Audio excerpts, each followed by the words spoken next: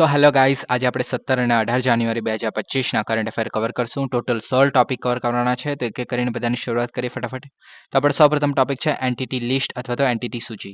તો United state એટલે કે યુએસએ છે, એને તાજેતરમાં જ 3 ભારતીય પરમાણુ સંસ્થાઓ, જેમાં Bhabha atomic research centre, Indira Gandhi atomic research centre અને ઇન્ડિયન રેર અર્થ જે લિમિટેડ છે એક રીતે, તો એને જે છે એક રીતે પ્રતિબંધિત જે એન્ટિટી લિસ્ટ હતી એમાંથી દૂર કરવામાં આવે છે. ઓકે, હવે જે આપણે ભાભા એટોમિક રિસર્ચ સેન્ટર જે છે એક મહારાષ્ટ્રમાં છે, Indira Gandhi atomic research centre જે છે આપણે તમિલનાડુમાં છે, અને ઇન્ડિયા રેર અર્થ જે છે એક રીતે ઓડિશામાં જોવા મળે છે.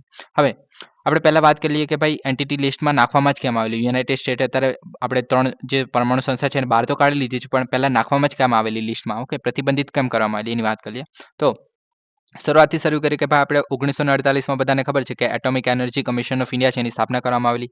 ત્યારબાદ એટલે આપણે હોમી ભાભા દ્વારા જ કરવામાં આવેલી. ઓકે, 1954માં જે છે આપણે ડિપાર્ટમેન્ટ ઓફ એટોમિક એનર્જી છે એની સ્થાપના કરવામાં આવેલી. ત્યારબાદ આપણે 1974માં જે છે કે રીતે આપણે સ્માઇલિંગ બુદ્ધા જે કહે છે પોખરણ 1, તેમાં આપણે પરમાણુનું ન્યુક્લિયર આપણે શું કહેવાય ન્યુક્લિયરનું પોલિફરેશન અથવા તો પ્રસ્ફુતિકરણ જે આપણે કહે છે તે કરવામાં આવેલું. કે તો ત્યાર પછી જે આપણે યુએસએના જે છે કે રીતે સેન્ક્શન લગાડવાના ચાલુ થઈ ગયા એક રીતે. ઓકે, અને ત્યારબાદ 1998માં જે છે આપણે જ્યારે ન્યુક્લિયર વેપનનું એક રીતે ટેસ્ટિંગ થયું પોખરણ 2માં. ઓકે, તો ત્યારે જે છે આપણે યુએસએ દ્વારા આ સંસ્થાઓને જે છે આપણે જે એન્ટિટી લિસ્ટ જોવા મળે છે તેની અંદર નાખી દેવામાં આવે. ઓકે, હવે જે આપણે શું કહે કે ન્યુક્લિયર એનર્જીની વાત કરીએ છીએ તો એમાં આપણે નોન પોલિફરેશન ટ્રીટી ને એવા બધા આપણે ટ્રીટીઓ જોવા મળે છે. કે એક રીતે સંધિઓ જોવા મળે છે, જેમાં આપણે અમુક જગ્યાએ સાઇન કર્યું છે, અમુક જગ્યાએ નથી સાઇન કર્યું. કે તો એ બધું જોવા મળે છે, એમાં નથી પડવું અત્યારે. ઓકે, તો હવે આ સૂચિની અંદર નાખી દેવામાં આવેલી આ 3 સંસ્થાનો. ઓકે, હવે આપણે મતલબ એક રીતે રિલેશન સારા એવા થઈ ગયા છે, તો આપણે એક રીતે યુએસએ દ્વારા એક રીતે રિમૂવ કરી દેવામાં આવે છે. ઓકે, હવે આની અંદર આ સૂચિમાં નાખવામાં આવે તો થાય શું છે એની વાત કરીએ. તો આની અંદર આ સૂચિમાં જો નાખવામાં આવે તો પહેલા કોના દ્વારા બહાર પાડવામાં આવે છે, તો કે યુએસએની જે આપણે bureau of industries and securities છે તો એના દ્વારા પ્રકાશિત થાય છે. ઓકે, અને જેમાં વિદેશી સંસ્થાઓ, જેમાં વ્યવસાયો થઈ ગયા, સંસ્થાઓ થઈ ગઈ, સંગઠનો થઈ ગયા, તો એ બધાને સૂચિબદ્ધ કરે છે, એટલે કે આ લિસ્ટની અંદર નાખે છે. અને ચોક્કસ વસ્તુઓને નિકાસ અને પુનઃ નિકાસ અથવા તો ટ્રાન્સફર માટે કડક લાઇસન્સિંગ જોવા મળે છે. એટલે કે જો આની અંદર જો આપણે એક વખત નાખી દેવામાં આવે યુએસએ દ્વારા, એટલે કે આ જે છે રીતે યુએસએની જ લિસ્ટ છે. ઓકે, બધા યુનાઇટેડ નેશન્સ ને એવું બધું નથી. ઓકે, ફક્ત આ યુએસએ દેશની લિસ્ટ છે. ઓકે, તો આની અંદર જો નાખી દે તો યુએસએ જે છે પોતાની જે ટેકનોલોજી છે અથવા તો કોઈ ઇમ્પોર્ટન્ટ વસ્તુ છે, ન્યુક્લિયર રિલેટેડ કોઈ વસ્તુ છે અથવા તો ટેકનોલોજી છે ન્યુક્લિયર રિલેટેડ, તો એ જે છે ઇન્ડિયાને ટ્રાન્સફર નહીં કરે. ઓકે, તો આની અંદર આપણે બધાને ખબર છે કે ભાઈ જ્યારે મતલબ જે કોલ્ડ વોર જે આપણે કહે છે કે તો ત્યારે જે છે આપણે યુએસએ અને રશિયા વચ્ચે એક રીતે કોમ્પિટિશન ચાલતી હતી. ઓકે, તો ત્યારે મતલબ એવું હતું કે ભાઈ આપણે જે અત્યારે પણ એવું છે કે ભાઈ જે ન્યુક્લિયર એનર્જી વાળા જે દેશો છે એક રીતે, ઓકે, ન્યુક્લિયર જે વેપન્સ વાળા જે દેશો છે તે એવું કરતા હોય છે કે ભાઈ જેની પાસે ઓલરેડી જે ન્યુક્લિયર વેપન બનાવી દીધા છે તે તો રાખશે જ, પણ જે લોકો મતલબ ભવિષ્યમાં જે લોકો બનાવવા માંગે છે તો એ લોકોને એક રીતે બંધ કરવામાં આવે છે, બેન કરી દેવામાં આવે છે અમુક જગ્યાએ. ઓકે, આપણે એ વસ્તુ જોઈ છે, તો એ વસ્તુ આપણે જોવા મળે છે, અને આપણને ઇન્ડિયાને પણ આ વસ્તુ એક રીતે સપ્રેસ કરવાની વાત કરવામાં આવેલી યુએસએ દ્વારા. મતલબ સપ્રેસ કરવામાં વાત નહીં કરવામાં જ આવતું હતું એક રીતે. ઓકે, કે ભાઈ તમે લોકો જે છે ન્યુક્લિયર એનર્જીમાં તમે એનર્જી તરીકે યુઝ કરી શકો છો પણ વેપન નહીં બનાવી શકો. ઓકે, તો આ રીતે મતલબ કહેવામાં આવતું હતું એક રીતે. ઓકે, અને ત્યારબાદ આપણે જે પોખરણ 2 થયું ત્યારે આપણે એક રીતે ન્યુક્લિયર આપણે શું કહે કે વેપન્સ બનાવી દીધી, ત્યારે જે છે એક રીતે શું કહે કે આ લિસ્ટમાં નાખી દેવામાં આવે. ઓકે, હવે યુએસએ જે છે રાષ્ટ્રીય સુરક્ષા અથવા તો વિદેશી નીતિના હિતોના વિરુદ્ધ જે પ્રવૃત્તિઓ જોવા મળે છે, શંકાસ્પદ સંસ્થાઓ છે એની યાદી આપે છે. એટલે કે આપણે શું કહે કે યુએસએની જો આપણે વાત ના માનીએ એક રીતે. ઓકે, તો આ વસ્તુ જોવા મળે છે. ઓકે, તો આ બધું મતલબ શું કહે કે ઇન્ટરનેશનલ રિલેશન છે. ઇન્ટરનેશનલ રિલેશનમાં કોઈ કોઈનું ફ્રેન્ડ નથી હોતું. ઓકે, કોઈ કોઈનું પરમેનન્ટ દુશ્મન નથી હોતું. ઓકે, તો આપણે શું કહે કે યુએસએની જો વાત કરીએ તો પહેલા પાકિસ્તાનને સારો એવો સપોર્ટ કરતો હતો. કે પણ અત્યારે જે છે પાછળ હટી ગયું છે, કેમ કે ભાઈ અત્યારે જોવા જે દેખાઈ રહ્યું છે કે ભાઈ અફઘાનિસ્તાનને શું કહે કે એના વચ્ચે આપણે વોર ચાલુ થઈ ગઈ છે, અને અત્યારે શું કહે કે પાકિસ્તાનની જરૂર હતી અફઘાનિસ્તાનમાં મતલબ સાથે જે તાલિબાન છે એની સાથે વાટાઘાટો કરવા માટે. ઓકે, પણ અત્યારે શું છે કે ભાઈ પાકિસ્તાન જ એની સાથે ઝઘડો કરી છે, તો એની જોડે રહેવાનો કોઈ મતલબ નથી યુએસએ માટે. ઓકે, તો જે છે અત્યારે ઇન્ડિયાની સાઈડ લઈ રહ્યું છે, તો આ બધું જોવા મળતું હોય છે. ઓકે, હવે આની અંદર શું છે કે યુએસએ માલ અને ટેકનોલોજીને લગતા કોઈ પણ જે નિકાસ અથવા તો વ્યવહાર માટે સંસ્થાઓની વ્યક્તિગત લાયસન્સિંગ આપવાની જરૂર પડે છે. ઓકે,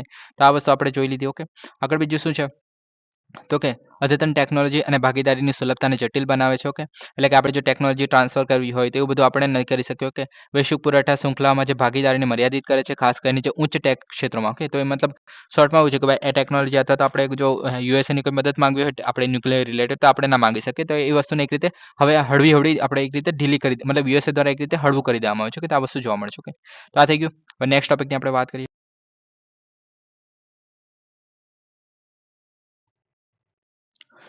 3 કમિશન જહાજો.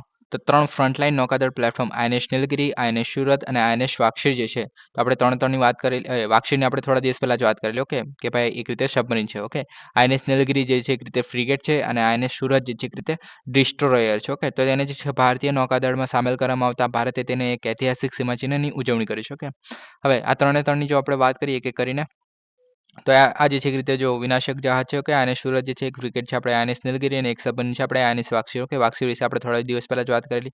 આ ત્રણ જે છે એક રીતે સ્વદેશી રીતે બનેલા છે અને હિન્દ મહાસાગર ક્ષેત્રમાં જે છે આપણે સંરક્ષણમાં વધારો કરશે. ઓકે, જો વાક્ષીરની જો આપણે વાત કરીએ છીએ તો એ જે છે એક રીતે મઝગાંવ ડોક શિપ બિલ્ડર્સ લિમિટેડ છે એના દ્વારા બનાવવામાં આવેલું પ્રોજેક્ટ 75 હેઠળ બનાવવામાં આવેલું જે કલ્વરી ક્લાસ સબમરીન છે. આપણે બધાએ જોયેલું કે ફ્રેન્ચ સ્કોર્પિયન ક્લાસ જે ડિઝાઇન જોવા મળે છે આની અંદર. પછી એર ઇન્ડિપેન્ડન્ટ પ્રોપલ્શન સિસ્ટમ જોવા મળેલી પ્રોજેક્ટ 75 તો મેં કોઈ લીધું. ઓકે, એર ઇન્ડિપેન્ડન્ટ સિસ્ટમમાં કેવું હતું કે ભાઈ આપણે જે છે શું કહે કે સમુદ્રની અંદર વારે ઘડે મતલબ બહાર આવવું પડતું હતું, જે ડીઝલ એન્જિનનો યુઝ થાય છે આ સબમરીનની અંદર, એને કારણે તો એને આપણે રિપ્લેસ કરીને પછી એર ઇન્ડિપેન્ડન્ટ સિસ્ટમ નાખી દેવામાં આવી, જેને આપણે સર્વાઈવલ જે રીતે દિવસ એક રીતે આપણે 50 દિવસ સુધી કરી નાખેલો. કે તમને યાદ હોય તો મેં આવું બધું કીધેલું. ઓકે, હવે જે આપણે INS નીલગિરી અને INS સુરતની જો આપણે વાત કરીએ તો જે INS નીલગિરી છે તો મઝગાંવ જે ડોક શિપ બિલ્ડર્સ લિમિટેડ છે MDL. ઓકે, જે મુંબઈની છે. ઓકે, અને gardens rich ship builders and engineer જે આપણે કોલકાતાની છે. ઓકે, તો તેના દ્વારા સાથે મળીને જે છે પ્રોજેક્ટ 70A છે તો એના હેઠળ બનાવવામાં આવેલી. ઓકે, અને આ જે છે નીલગિરી ક્લાસ સ્ટીલ્થ ફ્રિગેટ છે. ઓકે, સ્ટીલ્થ એટલે બધાને ખબર જ હશે કે ભાઈ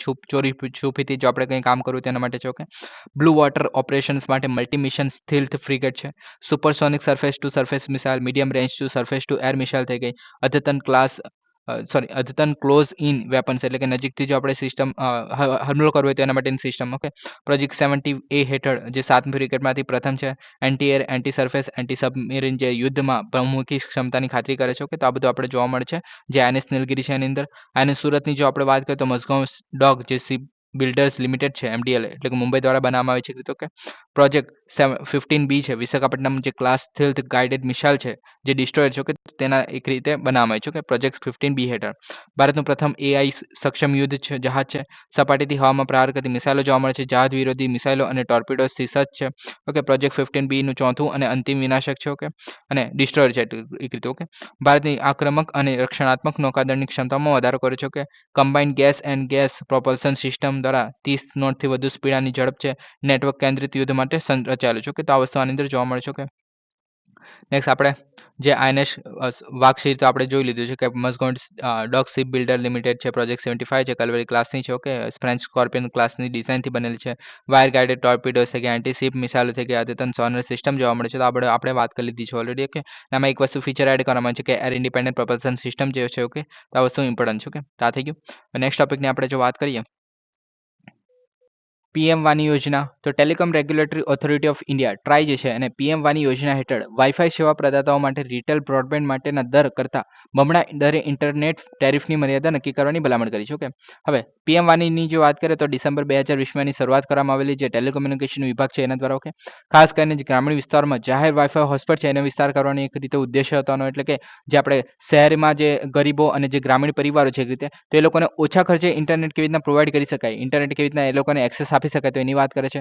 સ્થાનિક દુકાનોને લાયસન્સ કે નોંધણી ફી વગર વાઈફાઈ પૂરું પાડવા માટે પ્રોત્સાહિત કરે છે. એટલે કે આની અંદર શું કરવામાં આવશે કે ભાઈ આ જે દુકાન છે તમારી, માની લો કે કોઈ દુકાન છે અને તમે જે છે એક રીતે આ હોટસ્પોટ પ્રોવાઈડ કરી શકો, વાઈફાઈ પ્રોવાઈડ કરી શકો, એ રીતે તમે રજીસ્ટર કરશો અને તમે જે છે એના જે ગ્રાહકો હશે એની પાસેથી અમુક ફી લઈને પછી તમે જે છે એ લોકોને વાઈફાઈ પ્રોવાઈડ કરશો. ઓકે, તો આ રીતે સિમ્પલી કામ કરવામાં આવશે. એને માટે એક રીતે નેટવર્ક પણ મતલબ શું કહે કે એક હાયરકી બનાવવામાં આવે છે, એના વિશે પણ થોડી વારમાં વાત કરશું. તો આની અંદર જે છે ઉપલબ્ધ નેટવર્ક શોધવા અને ઉપયોગ માટે જે ચૂકવણી માટે જે છે એક રીતે એપ્લિકેશન પણ ડાઉનલોડ કરવામાં આવે છે. ઓકે, હવે વાત કરીએ આની અંદર શું છે તો કે આની અંદર જોવા મળે છે પહેલા તો પબ્લિક ડેટા ઓફિસ, તો PDO એટલે કે તમારી દુકાન માની લો કે આ દુકાન જે છે એક રીતે હોટસ્પોટ સેટ કરેલું હશે એની અંદર, એના માટે કોઈ પણ પ્રકારની લાયસન્સ અથવા તો ફીની જરૂર નથી પડતી પહેલા તો. ઓકે, હવે આની અંદર જે છે એક રીતે PDOA એટલે કે પબ્લિક ડેટા ઓફિસર એગ્રીગેટર જોવા મળશે. એટલે કે જે દુકાન છે એની ઉપર મતલબ તમે તો હશો જ. ઓકે, પણ આ બધું આપણે રેગ્યુલેટ કરવાનું કામ કરશે એક રીતે PDO એટલે કે અંદર એ શું કરશે કે તમને ઓથોરાઇઝ કરશે કે ભાઈ તમે જે છે હોટસ્પોટ સેટ કરીને તમે વાઈફાઈ જે છે એક રીતે વેચી શકો છો કે નેટ વેચી શકો છો.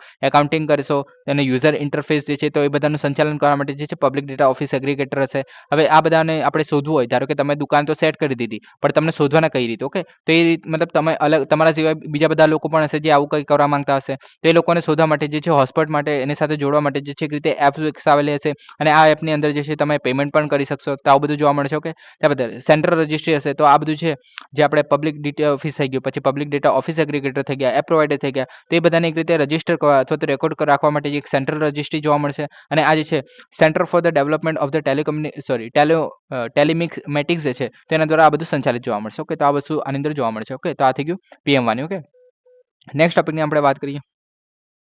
ત્રીજું લોન્ચપેડ. તો તાજેતરમાં જે કેન્દ્રીય મંત્રીમંડળે આંધ્રપ્રદેશના જે શ્રીહરિકોટા ખાતે ભારતીય અવકાશ સંશોધન સંગઠન એટલે કે ઇસરો છે એના સતીશ ધવન અવકાશ કેન્દ્ર ખાતે ત્રીજા લોન્ચપેડની સ્થાપનાને મંજૂરી આપી છે. ઓકે, આ બધાને ખબર જ છે. ઓકે, આગળ વાત કરીએ તો ત્રીજું લોન્ચપેડ તો આંધ્રપ્રદેશના શ્રીહરિકોટા ખાતે છે. Okay, next generation launch vehicle જે છે એને સપોર્ટ કરે છે.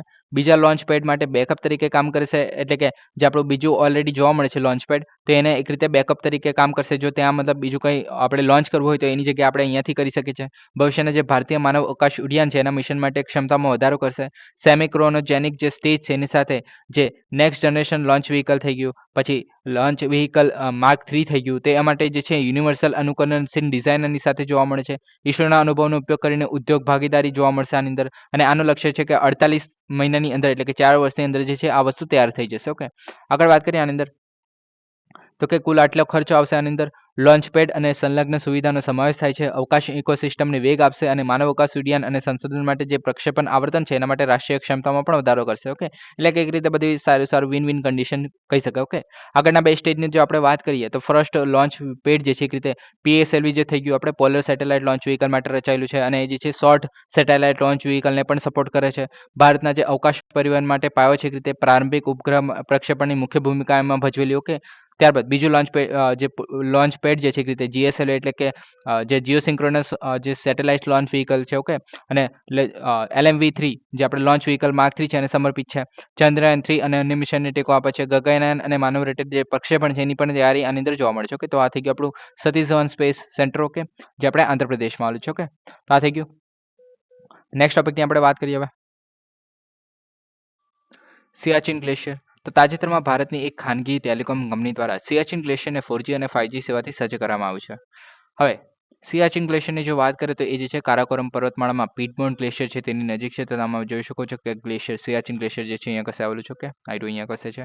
ત્યારબાદ કારાકોરમ પાસે જે રીતે પૂર્વમાં જોવા મળે છે. ત્યારબાદ અહીંયા જે છે આપણે જે સાંક્સકામ વેલી જે કહે છે કે તો એ જે છે પાકિસ્તાન દ્વારા ચાઇનાને આપી દેવામાં આવેલી 1953માં. પછી પેંગોંગ સો જે લેક આપણે ઘણી વખત એના વિશે વાત કરી લીધી છે. 60% જેટલું આપણે ચાઇનામાં જોવા મળે છે બરફમાં, શિયાળામાં જે છે એક રીતે બરફ થઈ જાય છે. કે નુબ્રા વેલી અહીંયા કશે આવેલી છે. ઓકે, પછી આપણે જે ઝોઝિલા ટનલ વિશે વાત કરેલી, પછી ઝેડમોર ટનલ વિશે વાત કરેલી થોડા દિવસ પહેલા. ઓકે, જે આપણે જમ્મુ કાશ્મીરનું શ્રીનગર છે અને જે આપણે લદ્દાખ છે એનું લેને એક રીતે જોડવાનું કામ કરે છે. તો આપણે આ બધું જોયું છે. ઓકે, LOC અને LIC વિશે આપણે થોડી વારમાં વાત કરીશું. ઓકે, હવે આ જે છે ત્રીજો ધ્રુવ તરીકે જોવામાં આવે છે. પહેલા તો કે ત્રીજો ધ્રુવ એટલે કે આપણે જે પહેલા તો ઉત્તર ધ્રુવ જે છે આપણે જે નોર્થ પોલ કહે છે, દક્ષિણ ધ્રુવ થઈ ગયું જે બીજો પોલ કહે છે એક રીતે સાઉથ પોલ જે આપણે કહે છે. ઓકે, ત્યારબાદ ત્રીજો ધ્રુવ તરીકે આપણે જે હિમાલયમાં જે છે વિશાળ મીઠાના પાણીના ભંડાર સાથે જોવા મળે છે. સાલ્ટોરો જે રીચ છે એ પશ્ચિમમાં જોવા મળે છે. કારાકોરમ રીચ જે છે એટલે કે કારાકોરમ જે આપણે માઉન્ટેન જે કહે છે તો એ પૂર્વમાં જોવા મળે છે. ઓકે, ત્યારબાદ તાજિકિસ્તાનનો જે ફેડચેસ્કો જે ગ્લેશિયર છે એના પછી બીજો સૌથી મોટો બિનધ્રુવીય ગ્લેશિયર છે. બિનધ્રુવીય એટલે કે આપણે ઉત્તર ધ્રુવ અને દક્ષિણ ધ્રુવ છે તેની વાત કરીએ છીએ. ઓકે, હવે આ જે ફેડચેસ્કો જે ગ્લેશિયરની વાત કરીએ તો ક્યાં આવેલું છે તો તમે જોઈ શકો છો ફેડચેસ્કો જે ગ્લેશિયર છે અહીંયા છો કે એક રીતે ચાઇના અને કઝાકિસ્તાન છે તો એના બોર્ડર પર આપણે એક રીતે કહી શકીએ. આગળ વાત કરીએ આના વિશે તો કે ઇન્દિરા કોલ વેસ્ટ ખાતે ઉદ્ભવે છે જે ઇન્દિરા રીચ પર એક નીચાણવાળા બિંદુ પર જોવા મળે છે. ઓકે, આગળ વાત કરીએ તો આ જે છે સક્સગામ જે ખીણ છે ગિલગિત બલ્તિસ્તાન જે છે એ લેહ સુધીના માર્ગો અને કારાકોરમ પર જે પાસ છે. ઓકે, તો ત્યાં વ્યૂહાત્મક રીતે પ્રભુત્વ ધરાવે છે. શ્યોક નદીની ઉપનદી છે જે નુબ્રા નદી છે તે. ઓકે, તો એને મુખ્ય સ્ત્રોત તરીકે જોવા મળે છે. અને જ્યારે આપણે 1974માં જે છે 84માં જે છે ઓપરેશન મેઘદૂત ચલાવવામાં આવેલું જે ભારતે જે છે પાકિસ્તાન પાસેથી નિયંત્રિત મેળવી લીધેલું સિયાચિન ગ્લેશિયર. ઓકે, તો આટલી વસ્તુ આપણે સિયાચિન ગ્લેશિયર માટે ઘણી ઇમ્પોર્ટન્ટ બની છે. ઓકે, નેક્સ્ટ ટોપિકની વાત કરીએ ભારત રણભૂમિ દર્શન. તો તાજેતરમાં જે સંરક્ષણ મંત્રી દ્વારા સેના દિવસની ઉજવણી દરમિયાન ભારત રણભૂમિ દર્શન જે એપ છે એ લોન્ચ કરવામાં આવી હતી. હવે આ એપની વાત કરીએ પહેલા તો કે આ જે છે સંરક્ષણ મંત્રાલય અને પ્રવાસન મંત્રાલય દ્વારા વિકસાવવામાં આવેલ છે, તો એના કારણે આ ઘણું ઇમ્પોર્ટન્ટ છે. ઓકે, ભારતના પ્રતિષ્ઠિત યુદ્ધ ક્ષેત્રો યુદ્ધ સમયના જે ઇતિહાસનું અન્વેષણ કરી છે, એટલે કે આની અંદર જે છે આપણે 1960 થઈ ગયું, 1972 થઈ ગયું, તો આ બધા જે વોર જોવા મળે છે, 1964 થઈ ગયું. ઓકે, તો આ બધા એક રીતે વોર જોવા મળે છે, આપણે લડાઈ યુદ્ધ જોવા મળે છે. ઓકે, તો તેને એક રીતે આપણે બધાનું કામ કરે છે. ઓકે, સરહદી વિસ્તારમાં જે કનેક્ટિવિટી, પર્યટન અને સામાજિક આર્થિક વિકાસને પ્રોત્સાહન આપવા માટે ઉદ્દેશ્ય છે આનો. વર્ચ્યુઅલ ટૂર આપે છે, ઐતિહાસિક કથાઓ કહે છે, ઇન્ટરેક્ટિવ સામગ્રી દર્શાવે છે. આની અંદર અતુલ્ય ભારત એટલે કે ઇન્ક્રેડિબલ ઇન્ડિયા છે, એનો આપણે એક રીતે અભિયાનનો ભાગ છે. મુસાફરી આયોજન અને પરમિટ માટે વન સ્ટોપ ડેસ્ટિનેશન તરીકે આ જે છે પ્રોવાઈડ કરવામાં આવી છે. એક રીતે આ બધી મતલબ ફેસિલિટીઝ એક રીતે પ્રોવાઈડ કરે છે. ઓકે, પછી ગાલવાન વેલી જે છે ડોકલામવાળો વિસ્તાર થઈ ગયો. તો પહેલા ગાલવાન વેલી ક્યાં છે એ જોઈ લઈએ.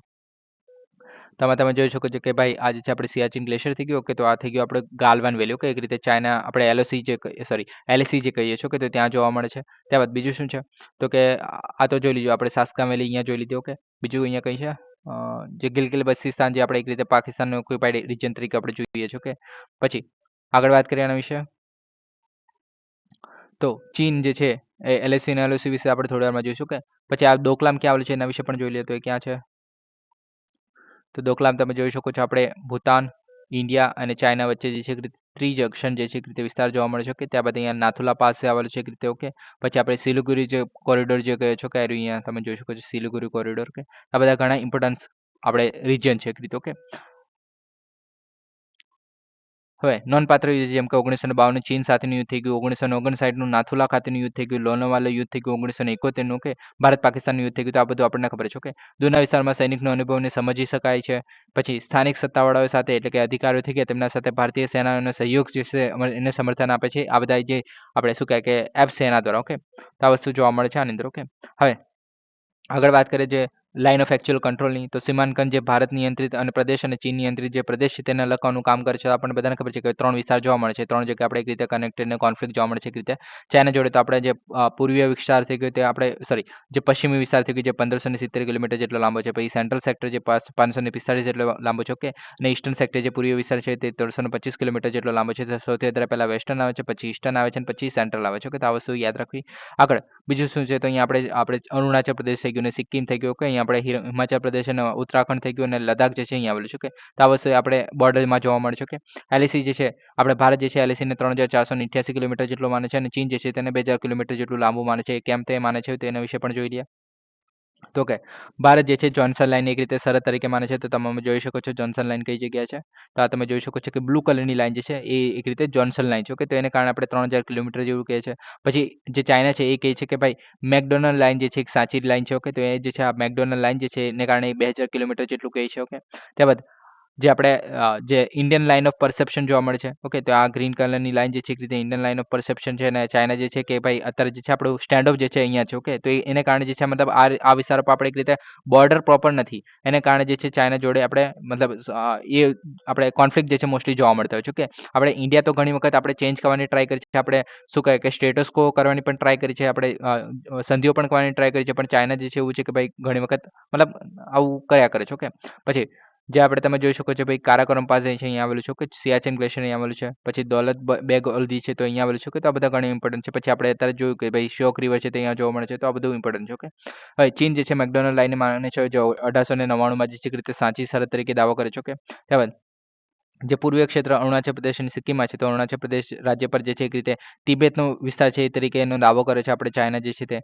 આ પ્રદેશમાં એલએસી મેકમો લાઇનને અનુસરે છે. 1914માં જે સિમલા સંમેલન થયેલું તો તેની અંદર જે છે આ વસ્તુ આપણે કરવામાં આવી હતી. ઓકે, આગળ વાત કરીએ તો આ બધું તો આપણે જોઈ લીધું છે. ઓકે, બીજું શું છે,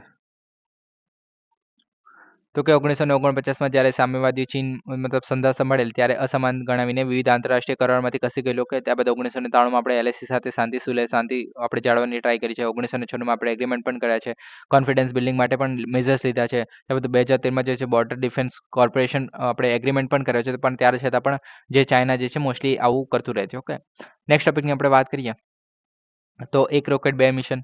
તો યુએસએ અને જાપાની કંપની દ્વારા જે છે બનાવવામાં આવેલા ચંદ્ર લેન્ડર છે, તો ચંદ્ર પર તેમના રાઇડર્સ રાઇડ શેર લોન્ચ કર્યા છે, કે જે અવકાશ સંશોધનમાં ખાનગી ક્ષેત્રની વધતી જતી ભૂમિકા દર્શાવે છે. ઓકે, હવે આ એટલી બધી ઇમ્પોર્ટન્ટ ન્યૂઝ નથી. ઓકે, હવે આ જે છે આની અંદર સ્પેસએક્સ ફાલ્કન 9 છે અને નાસાનું જે ક્લેપ્સ પ્રોગ્રામ છે, કે આ બંને પ્રોગ્રામ જે છે એક રીતે સાથે કરવામાં આવે છે, કે જાપાનના ખાનગી ક્ષેત્ર દ્વારા એક રીતે 2 ચંદ્ર અવકાશયાન જે છે, જે બ્લુ ગોસ્ટ અને રેઝિલિયન્ટ જે છે એ લોન્ચ કરવામાં આવ્યું છે. કે એટલે કે આમાં જે છે જાપાનના 2 એક રીતે જોવા મળે છે અને આપણે ક્લેપ્સ પ્રોગ્રામ હેઠળ જીવીઓશનો એક પ્રોગ્રામ જોવા મળે છે, કે તો આ વસ્તુ જો છે એક રીતે. ઓકે, યુનાઇટેડ સ્ટેટનું ખર્ચ અસરકારક ચંદ્ર સંશોધન માટે નાસાનો એક રીતે ક્લેપ્સ કાર્યક્રમ છે અને આ જે છે એક રીતે ફાલ્કન 9 એટલે કે સ્પેસએક્સ જે કંપની છે ઇલોન મસ્કની. ઓકે, તો તેના દ્વારા એક રીતે બધું લોન્ચ કરવામાં આવ્યું છે. કે ટોક્યો સ્થિત ખાનગી કંપની જે આઈસ્પેક્સ છે, ઓકે, આઈસ્પેસ, ઓકે, તો તેના દ્વારા એક રીતે ટેનિસિયસ માઇક્રો રોવર જેવી જે નવીન તકનીકી ધરાવતું જે છે એક રીતે રોવર જે છે એક રીતે મોકલવામાં આવ્યું છે. ઓકે, તો આ વસ્તુ છે. હવે આની અંદર જે બીજા બધા સ્પેસિફિકેશન્સ આપેલા છે તે આપણે માટે કામ નથી. ઓકે, આગળ વાત કરીએ નેક્સ્ટ ટોપિકની. ઇન્ટ્રાવેન્સ ફ્લુઇડ વેન્સ એટલે કે આપણે નસની અંદર જે આપણે આવે છે તેની વાત કરીએ છીએ, કે નસની વાત કરવામાં આવી છે. તો પશ્ચિમ બંગાળ સરકારે તાજેતરમાં મેદિનીપુર જે મેડિકલ કોલેજ છે અને હોસ્પિટલમાં એક મહિલા અને તેની બાળકનું જે એક રીતે મૃત્યુ થયું હતું એના કારણે જે તબીબી બેદરકારીને બદલ 12 ડોક્ટરને સસ્પેન્ડ કર્યા હતા. ઓકે, આ ઘટનામાં કથિત રીતે સમય સીમા સમાપ્ત થઈ ગયેલી નસમાં પ્રવાહી રીતે આપવામાં આવ્યું હતું. ઓકે, એને કારણે મૃત્યુ થયું છે એવું કહેવામાં આવી રહ્યું છે. ઓકે, હવે જે ઇન્ટ્રાવેન્સ ફ્લુઇડની જો આપણે વાત કરીએ તો ડિહાઇડ્રેશન અટકાવવા સારવાર કરવા માટે જે છે નસમાં ઇન્જેક્ટ કરવામાં આવે છે. કે નસમાં એટલે કે આપણે વેન્સમાં ઇન્જેક્ટ કરવામાં આવે છે, કે બધી ઉંમરના લોકો માટે વપરાય છે, જે બીમાર થયેલા હોય, ઘાયલ થયેલા હોય, કસરતમાં થઈ, પછી ગરમી થઈ ગઈ, પછી શસ્ત્રક્રિયા દરમિયાન, તો મતલબ કોઈ પણ કન્ડિશન હોય તો એ જે છે રીતે પ્રોવાઈડ કરી શકાય છે. ઓછા જોખમ સાથે સલામત છે. સામાન્ય પ્રક્રિયા પછી પાણી, ગ્લુકોઝ, ઇલેક્ટ્રોલાઇટ્સ આની અંદર હોય છે, જેમ કે પોટેશિયમ, સોડિયમ ક્લોરાઇડ એવું બધું. ઓકે, એક સાથે અનેક પ્રવાહી જે છે આની અંદર આપણે પહોંચાડી શકીએ છીએ શરીરની અંદર. ઓકે, હવે આના જે છે મુખ્યત્વે 2 પ્રકાર જોવા મળે છે. પહેલો છે આપણે ક્રિસ્ટોલાઇટ્સ, એ જે છે સૌથી સામાન્ય પ્રકાર છે. નાના અણુ અને સરળતાથી પેશીઓ અને કોષમાં પ્રવેશ કરી શકે છે. ઓકે, આની અંદર સામાન્ય ખારું પાણી થઈ ગયું, મીઠાનું પાણી થઈ ગયું. ઓકે, એ રીતે પછી પાઇન્ટોમાં ડેક્સ્ટોરોઇસ થઈ ગયું, પછી લેક્ટેટેઝ જે રીડર છે, કે જેની અંદર સોડિયમ ક્લોરાઇડ, પોટેશિયમ, કેલ્શિયમ, લેક્ટેઝ, તો આ બધું જોવા મળે છે. ઓકે, બીજો પ્રકાર છે આની અંદર જે કોલોઇડ્સ થઈ ગયું, તો મોટા અણુઓ રક્તવાહિનીમાં જોવા મળે છે. ઓકે, એ ઇન્ટ્રાવેસ્ક્યુલર જે રહેવું. ઓકે, જેની અંદર આલ્બ્યુમિન થઈ ગયું, હેટાસ્ટાર્ક થઈ ગયું, તો આ બધા જોવા મળે છે. ઓકે, તો આ 2 પ્રકારના આપણે જે ઇન્ટ્રાવેન જે ફ્લુઇડ્સ છે એ જોવા મળે છે. ઓકે, નેક્સ્ટ ટોપિકની આપણે વાત કરીએ તો તુંગભદ્રા નદી. તો કર્ણાટકના જે ગડક જિલ્લાના મુંદરંગી જે તાલુકા છે એમાં સિરાનહલ્લી, ગંગાપુર અને કોરલાહલ્લી ગામોમાં આસપાસ જે છે તુંગભદ્રા પાણીનું જે છે લીલું થઈ ગયેલું, એને કારણે જે છે રહેવાસીઓમાં ગભરાટ ફેલાઈ ગયેલો. ઓકે, હવે તુંગભદ્રા નદીની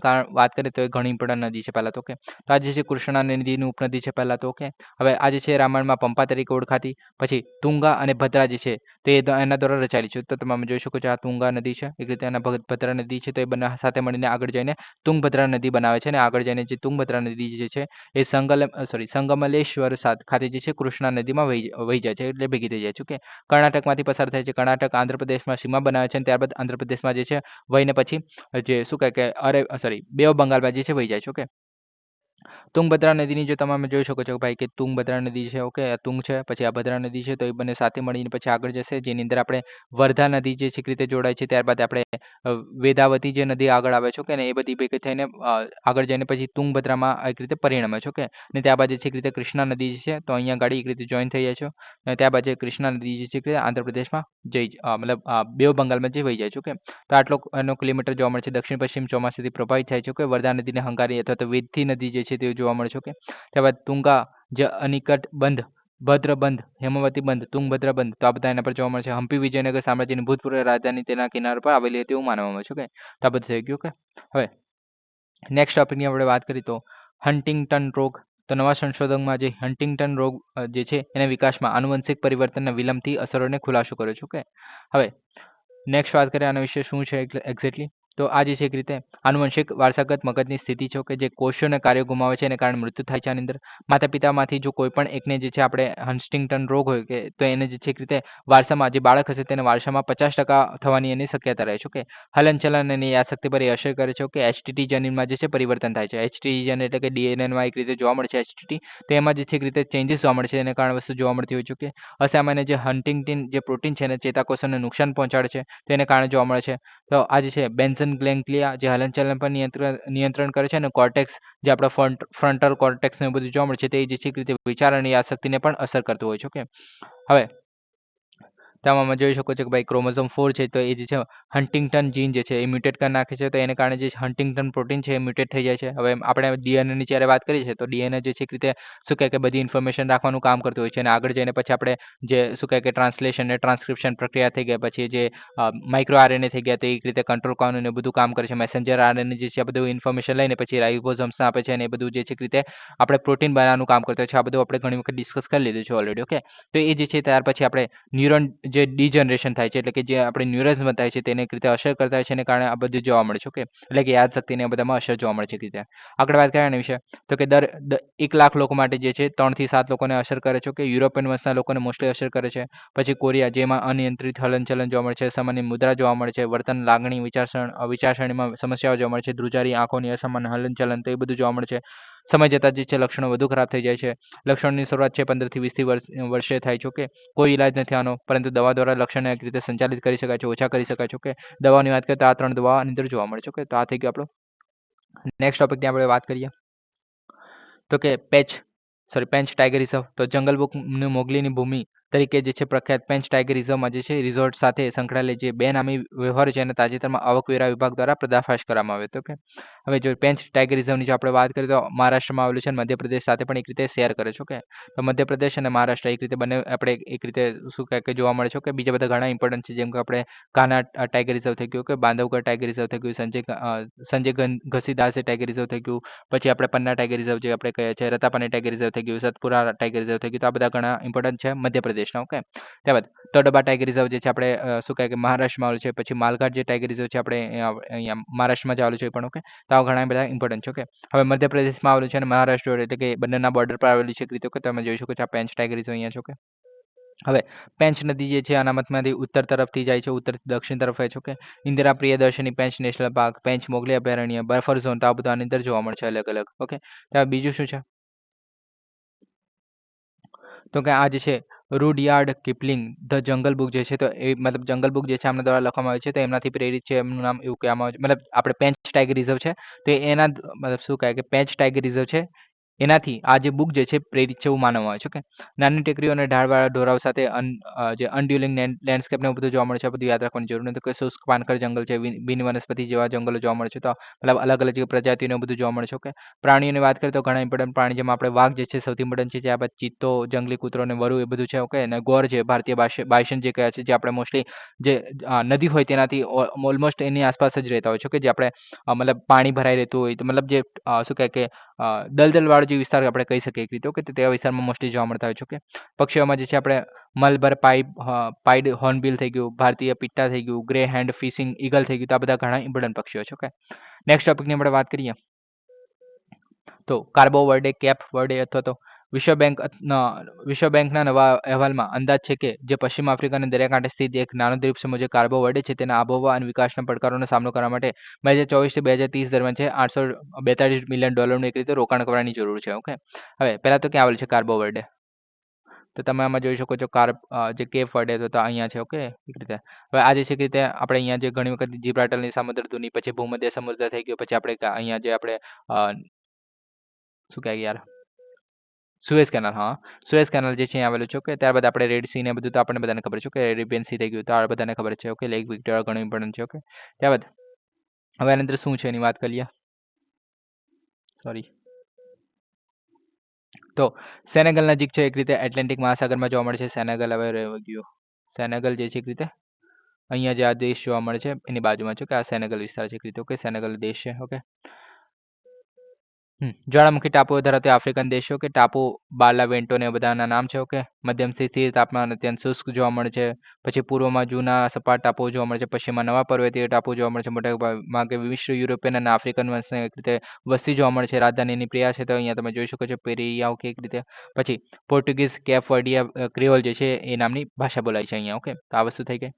નેક્સ્ટ ટોપિકની વાત કરીએ તો કે હાઇડ્રોજેલ, તો આઈઆઈટી ગુવાહાટી અને બોસ ઇન્સ્ટિટ્યૂટ છે કોલકાતાની, તેને જે સંશોધકોએ જે છે સ્થાનિક કેન્સરની સારવાર માટે અદ્યતન ઇન્જેક્ટેબલ હાઇડ્રોજેલ જે છે વિકસાવ્યું છે. ઓકે, હવે હાઇડ્રોજનની જો આપણે વાત કરીએ તો ટ્યુમર સાઇટ્સ પર ચોક્કસ એન્ટી કેન્સર દવા પહોંચાડવા માટે પાણી આધારિત પોલિમર નેટવર્ક છે. ઓકે, એક રીતે એટલે કે આ શું કરશે કે ભાઈ જે જગ્યાએ કેન્સર થયું છે તો એવા જ કોષોને અસર કરવા માટેની એક દવા તમે કહી શકો છો. કે રીતે એક રીતે માધ્યમ કહી શકો છો કે દવા પહોંચાડવાનું માધ્યમ કહી શકો. ઓકે, આઈઆઈટી ગુવાહાટી અને બોસ ઇન્સ્ટિટ્યુશન કોલકાતા ખાતે જે સંશોધકો છે એમના દ્વારા વિકસાવવામાં આવ્યું છે. તંદુરસ્ત કોષોને અસર નથી કરતું અને કેન્સર કોષોને લક્ષ્ય બનાવે છે. કે ગાંઠ કોષોમાં એલિવેટેડ ગ્લુટાનિઓન ને સ્તરો જે છે એના પર પ્રતિક્રિયા આપે છે. ઓકે, તો આ જે છે મોસ્ટલી આપણે સિગરેટને બધું પીતા હોય જેનાથી કેન્સર થઈ શકે. ઓકે, તો એને જે અસર કરવા માટે એવા સ્તરો જે થઈ જાય છે તો એને ઘટાડવા માટેને એને પ્રતિક્રિયા આપવા માટે જે છે આ મોસ્ટલી રચાયેલું છે. ઓકે, ત્યારબાદ જે સીમલેસ એકીકરણ માટે જીવન પેશીઓની નકલ કરે છે. જૈવિક પ્રવાહીમાં અદ્રાવ્ય થઈ જાય છે. ઇન્જેક્શન સાઇટ પર જે સ્થાનિકીકરણની ખાતરી આપે છે. પછી પરંપરાગત જે કેમોથેરાપી જે આપણે કહે છે અને જેના કારણે હાનિકારક અસરો જોવા મળે છે, અમુક વાળ ઉતરી જાય છે અને એવું બધું જોવા મળે છે. ઓકે, તો તેને આપણે આડઅસર જે છે એક રીતે ઘટાડી શકીએ તો એને માટે એક રીતે શું કહે કે રિપ્લેસેબલ ટેકનોલોજી એક રીતે કહી શકાય. ઓકે, કેન્સર ઉપચારમાં ચોકસાઈમાં સુધારો કરે છે અને ખાસ કરીને સ્તન કેન્સર માટે. ઓકે, વ્યક્તિગત અને સ્થાનિક કેન્સરની સારવારમાં પ્રગતિનું પ્રતિનિધિત્વ કરે છે. તો આ બધું ઇમ્પોર્ટન્ટ છે. ઓકે, હવે કેન્સરની વાત કરીએ તો કેન્સર આપણે જનરલી કહેતા કોને હોઈએ છીએ. ઓકે, તો એવા રોગ જેમાં શરીરના કેટલાક કોષો જે છે અનિયંત્રિત રીતે વધતા હોય તેને અથવા તો ફેલાય છે તેને આપણે કેન્સર કહીએ છીએ. ઓકે, હવે લગભગ ગમે ત્યાંથી શરૂ થઈ શકે છે આ વસ્તુ. હવે કોષો જે છે એ કોષ વિભાજન દ્વારા વધતા હોય છે. મોસ્ટલી આપણને બધાને ખબર છે એ જે છે એક રીતે મલ્ટીપ્લાય થાય છે જેના કારણે જૂના અથવા તો જે ક્ષતિગ્રસ્ત કોષો છે એને બદલે છે. તો આપણી નેચરલ પ્રોસેસ છે. ઓકે, પણ જ્યારે આપણે શું કહે કે અસામાન્ય રીતે અથવા તો ક્ષતિગ્રસ્ત જે કોષો છે એક રીતે અનિયંત્રિત રીતે વધઘટ કરે. ઓકે, અથવા મલ્ટીપ્લાય થતા હોય તો એને કારણે જે છે આ વસ્તુ જોવા મળતી હોય. તો તમે જોઈ શકો છો કે ભાઈ આને અનિયંત્રિત કોષના જે છે એક રીતે નોર્મલ સેલ છે. તો આ વસ્તુ જોવા મળે છે. ઓકે, હવે અસામાન્ય કોષોની વૃદ્ધિ દ્વારા રચાય છે મોસ્ટલી આ. ત્યારબાદ કેન્સર વિનાના જે પેશીઓ છે એના ગઠ્ઠા હોઈ શકે છે. એટલે કે જ્યાં જગ્યાએ કેન્સર નથી ત્યાં વધારે પડતું આપણે શું કહે કે વધારે પડતા કોષ વધી ગયા હોય છે તો એને કારણે પણ કેન્સર જેવું આપણી સ્થિતિ રચાતી હોય છે. ઓકે, તો આ વસ્તુ જોવા મળે છે. આપણે મોસ્ટલી જનરલી એને આપણે કેન્સર કહેતા હોય છે. ઓકે, તો આ થઈ ગયું. નેક્સ્ટ ટોપિકની આપણે વાત કરીએ. United nation committee of the expert on the big data and data science official statistics. તો ભારત જે છે એને સીઈબીડી જે છે એમાં જોડાયું છે. ઓકે, હવે આ શું છે એની વાત કરીએ તો કે આ જે છે એક રીતે 2014 ની સ્થાપના કરવામાં આવેલું. ઓસ્ટ્રેલિયા જે છે એનું પ્રથમ અધ્યક્ષ હતું. સસ્ટેનેબલ ડેવલપમેન્ટ ગોલ જે જોવા મળે છે તેનું નિરીક્ષણ કરવા સહિત જે બિગ ડેટા છે એના ફાયદા અને જે પડકારો છે એની તપાસ કરવાનું મોસ્ટલી આ કામ કરતું હોય છે. આનો મોસ્ટલી હેતુ એ છે. ઓકે, આમાં મતલબ શાસન જે છે આ સલાહકાર બોર્ડ ને બધું જોવા મળે છે. આ બધું યાદ રાખવાની જરૂર નથી. ઓકે, ખાલી હું શું કામ કરે છે તો કે સસ્ટેનેબલ ડેવલપમેન્ટ ગોલ્સ માટે અથવા તો જે આપણે શું કહે કે નિરીક્ષણ કરવા માટે જે બિગ ડેટા છે તેનો કેવી રીતે આપણે ફાયદો લઈ શકીએ તો એના માટે મોસ્ટલી કામ કરતું હોય છે. વિઝન શું છે તો કે 2030ના એજન્ડા સૂચકાંકો જે છે એના સહિત સત્તાવાર આંકડા માટે બિગ ડેટા પર વૈશ્વિક કાર્યક્રમ છે. હવે આની અંદર જે છે પ્રમોશન મોટા ડેટા બિગ ડેટા છે એ સ્ત્રોતનો ઉપયોગ અને પડકારો માટે ઉકેલો પછી લાવવાના છે. તાલીમ અને અનુભવની આપલે લે છે. પછી નીતિ એપ્લિકેશનો અને જે સસ્ટેનેબલ ડેવલપમેન્ટ ગોલ છે એને દેખરેખ માટે બિગ ડેટાનો ઉપયોગ કરે છે. સત્તાવાર આંકડા માટે બિગ ડેટાનો ઉપયોગ કરીને વિશ્વાસ બનાવવાનું કામ કરે છે. તો આ બધું મોસ્ટલી બિગ ડેટાને એનાલિસિસ પર મોસ્ટલી જે છે કામ કરતું જોવા મળે છે. ઓકે, તો આ થઈ ગયું. નેક્સ્ટ ટોપિકની આપણે વાત કરીએ. National programme for the organic product NPPO. તો તાજેતરમાં કેન્દ્રીય વાણિજ્ય અને ઉદ્યોગ મંત્રી છે એમણે રાષ્ટ્રીય ઓર્ગેનિક ઉત્પાદન કાર્યક્રમ જે છે એની 8મી આવૃત્તિનું વિમોચન કર્યું છે. હવે જે national programme for the organic પ્રોડક્ટ્સની જે આપણે વાત કરીએ તો એની 2001માં સ્થાપના કરવામાં આવેલી. કે ભારતમાં ઓર્ગેનિક કૃષિ ક્ષેત્રના વિકાસ માટે પાયારૂપ છે. ઓર્ગેનિક સર્ટિફિકેશન મજબૂત બનાવે છે. ટકાઉ ખેતીને પ્રોત્સાહન આપે છે. ખેડૂતો અને નિકાસકારો માટે નવી તકો ખોલે છે. ઓકે, તો આ મોસ્ટલી જે ખેડૂતો છે એને આપણે નિકાસ મતલબ એની જે પ્રોડક્ટ છે એને નિકાસ કેવી રીતના કરી શકે એના માટે સર્ટિફિકેટ કેવી રીતના આપી શકે તો એના માટે એક રીતે કામ કરે છે. ઓકે, વૈશ્વિક કાર્બનિક જે બજાર છે એમાં ભારતની સ્પર્ધાત્મકતામાં વધારો કરે છે. પર્યાવરણને અનુકૂળ અને વ્યવહારુ પ્રથામાં સમર્થન આપે છે.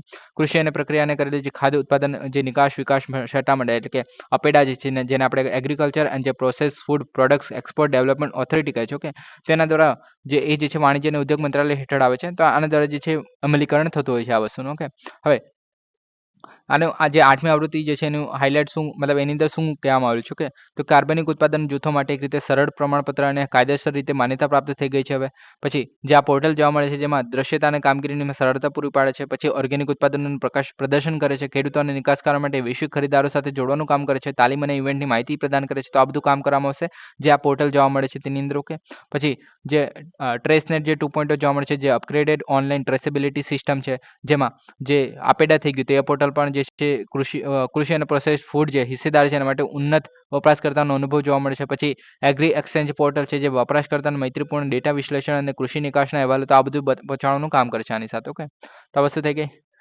નેક્સ્ટ ટોપિકની આપણે વાત કરીએ.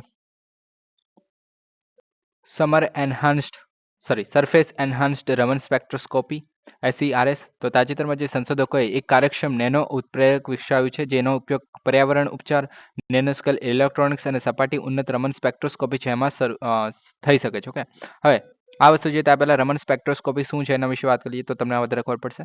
તો રમન સ્પેક્ટ્રોસ્કોપી જે એની વ્યાખ્યા છે કે ભાઈ કંપનશીલ, પરિભ્રમણશીલ અને અન્ય ઓછી આવર્તન જે સ્થિતિ છે એનો અભ્યાસ કરવા માટે જે કન્ડેન્સેશન મેટર ફિઝિક્સ છે અને રસાયણશાસ્ત્રમાંની જે છે તકનીક છે આની અંદર શું કરવામાં છે સિમ્પલી કે જે આપણે મતલબ કોઈ સરફેસ છે એટલે કે આ તમે માની લો કે આ સપાટી છે. ઓકે, તો એના પર જે છે એક રીતે પ્રકાશ પાડવામાં આવે છે લેઝર દ્વારા અને જે વિપરીત થતો મતલબ જે શું કહેવાય પરાવર્તિત થતો જે પ્રકાશ છે એક રીતે તો એના જે છે આપણે સપાટીના જે કોન્ટેક્ટમાં આવે છે તો એની અંદર શું કહે કે મોસ્ટલી આપણને બધાને ખબર છે કે ભાઈ રિફ્લેક્ટ થઈ જતું હોય, પરાવર્તન થઈ જતું હોય છે લેઝરનું, પણ અમુક જગ્યાએ એવું થશે કે ભાઈ અમુક જે લેઝર જે આપણે પરાવર્તિત થઈ રહ્યા છે તો અમુક એની પાસે અલગ ડિટેલ્સ હશે જે બાકીની બધી ડિટેલ્સ છે એના કરતા. ઓકે, એક રીતે જે મોલિક્યુલર ઇન્ટરેક્શન થયું એટલે કે સપાટીના જે અણુઓ છે એની સાથે જે આપણે શું કે વ્યવહાર થયો એક રીતે. ઓકે, તો એને કારણે જે છે એમાં જે લેઝરના જે પરાવર્તિત થયેલા જે કિરણો છે એટલે બધા કિરણોમાં નહીં પણ અમુક જે કિરણો હશે એની એનર્જી જે છે એક રીતે ચેન્જ થઈ જાય છે. તો એ વસ્તુને શોધવા માટેને મતલબ એના કારણે શું થશે કે આપણે જે સપાટી છે એને આપણે જે મોલિક્યુલર જે લેવલ છે તેને આપણે એક રીતે સમજી શકીએ તો એના માટે આ મોસ્ટલી કરવામાં આવતું હોય છે. ઓકે,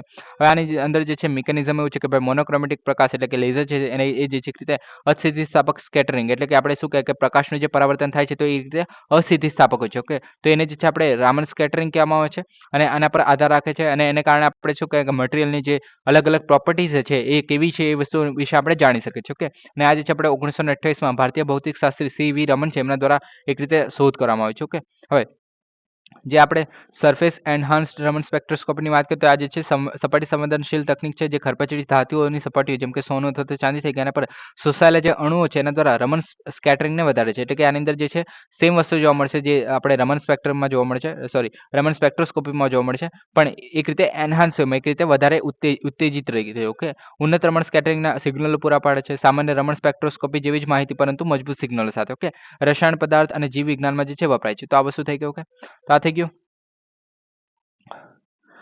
સો ગાઈસ આજ માટે આટલું છે. Please subscribe, like and share. Thank you for listening. જય હિન્દ, વંદે માતરમ.